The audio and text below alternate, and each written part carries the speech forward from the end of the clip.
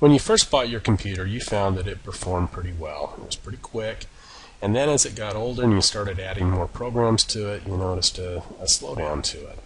Now this screenshot that I have here is of a resource monitor on my laptop.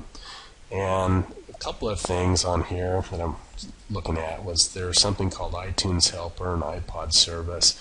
And this is showing memory. You can see that these programs use memory, but they're not something I really care about at the moment. So we're going to talk about maybe how to disable programs that you don't care about that consume computer resources, and thus slowing down your computer and making it take a little bit longer to load.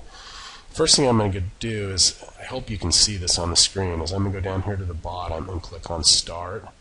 And then in the search box, if you don't see it, it's the little box on the very bottom in the left-hand corner. I'm going to type in msconfig, C-O-N-F-I-G.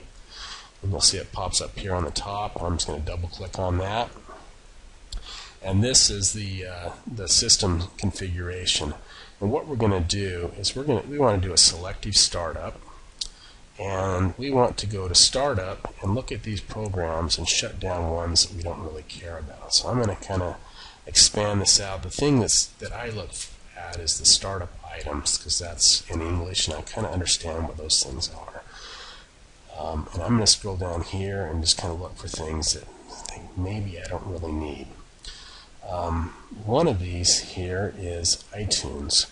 I hardly ever use iTunes, and if I do, then I can manually start up iTunes and unplug my phone in. So I'm going to disable iTunes.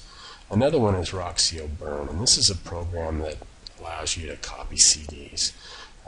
Windows does that for you, and if I want to use Roxio, I can start up Roxio when I insert a blank CD, so I don't really need that to run in the background.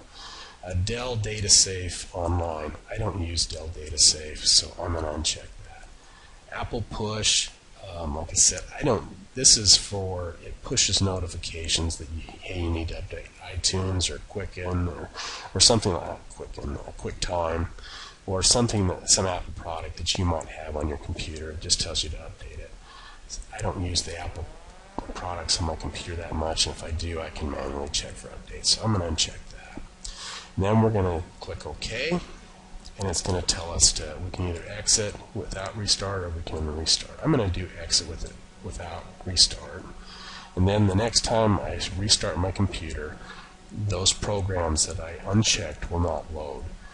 If you find that things aren't working the way you want them to do, or you've messed up, you can always go back, run msconfig again, and re-enable those programs. That's the nice thing about this little trick, is that there's not much you can do to cause any harm. Thanks for your time. Bye.